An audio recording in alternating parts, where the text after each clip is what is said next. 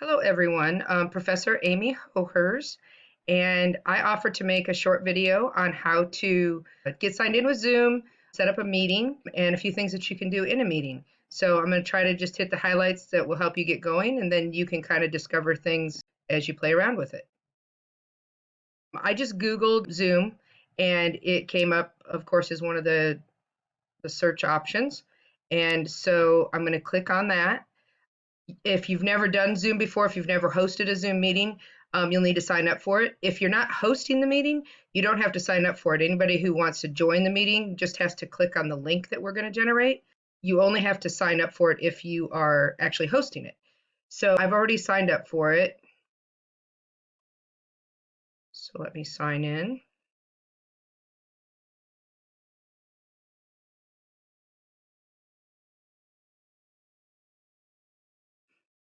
And here, once you schedule meetings, you'll see the meetings here.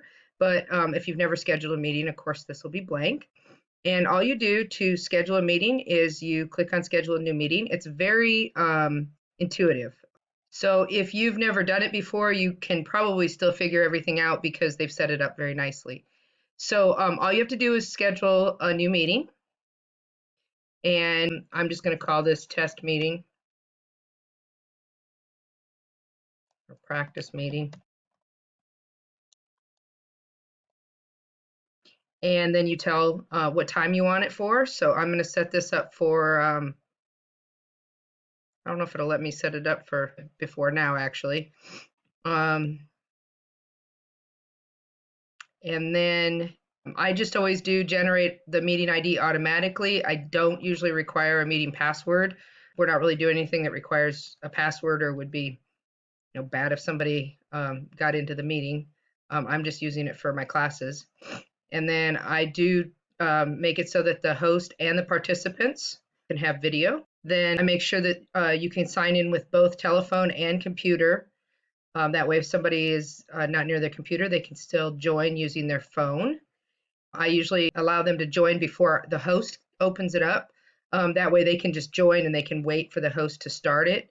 And then I usually do mute participants on entry because otherwise sometimes people don't realize that they're on already and you'll get all kinds of crazy noise in the background. So I just mute it, and then I usually will tell people to have it muted unless they want to say something.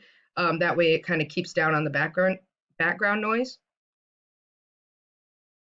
And then you just hit save. Once you've done that, you have options to put it on your calendars and such. But the biggest thing is that it generates a URL, and then you just have to send this URL to the other people that you want to join. You can also send them a little bit more formal invitation. So a lot of times I'll do this. You just copy this meeting invitation, and then you can send that in the email. And it has all the information. So it has what the topic is, it has the link and everything in it. So I usually just send that, but you could just send the link. So now that I've generated that meeting, I should be able to go to my profile or to my meetings, and it should be listed. There it is. And even though we're a little bit past time, we're a little bit late, it still lets me start it. It gives you a little leeway. There's a certain point where I think it'll delete it, but if I start this, it'll pull it up. And then I had the webcam for the screen recorder so that I could show you the webcam with Zoom. So it's going to ask me what I want to do now that I'm in Zoom, and I want to join with the computer audio. It'll let you test your speaker and microphone. So it's asking me if I hear the ringtone, which I don't, so I'm going to turn my speaker up just a little bit.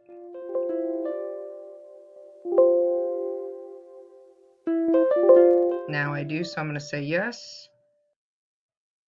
And then it wants you to talk a little bit. And it plays it back to you to see if you can hear it. So you tell it that yes, you can hear it, and then you join with the audio, and this is what you see. So I logged in on my phone, and so my phone is A, and then I'm the host. Let me turn the video on. So this is what it looks like, and then that's me. So the two people that are in the meeting right now. That's a little confusing, so I'll turn off the video for the other person. So this is the one person and this is you.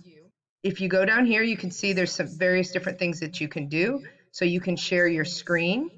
So if you're on the meeting and you want to share your screen with the other person or the other people that are in the group, you can do that.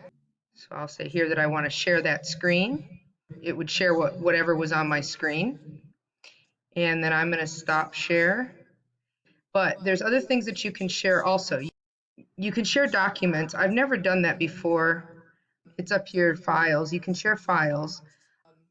I've never done that before, and I don't have a file prepared, so I'm not going to do that.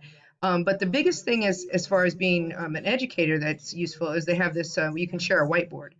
So you click here and you say share whiteboard.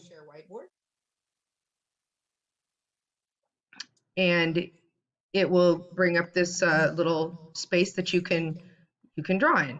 Now I have a tablet, and so I will use my tablet when I'm doing this. You can just use your mouse. It's kind of hard to draw, but you know, if I was trying to uh, clear this,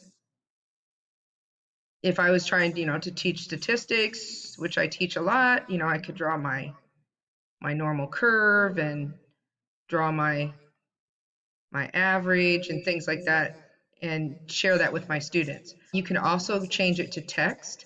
So you can put a text box here and type something in the text box. But I usually just use draw. And then if you want to clear it out, you just hit clear. So I'm going to stop sharing this. During the meeting, you could also switch this to a different view if you want. And you can also go down here and look at the participants. I usually have it like this. That way you can see who's in the meeting and who's speaking. You can mute people. So if I want to mute someone or if I want to turn off their camera, I can do that. You can have people raise their hands. You could also have people, if they want to chat, if you want to let them be able to type a message, you just click on chat and then they can ask a question down here without actually speaking. Some students get a little nervous speaking, so that gives them an opportunity to type in a question without actually talking. And then the last thing that I can really think of is that you can record it. I have a paid subscription, so I can record it to the cloud.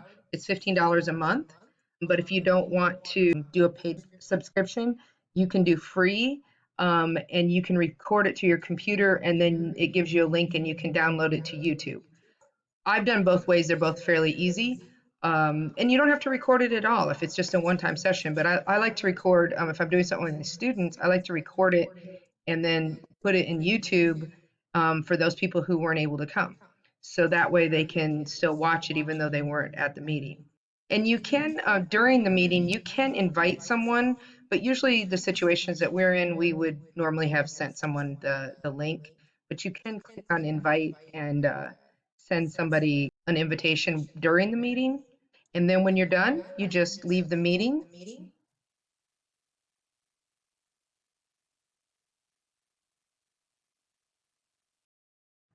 So I think that covers the basics. If anyone has any questions, don't hesitate to shoot me an email.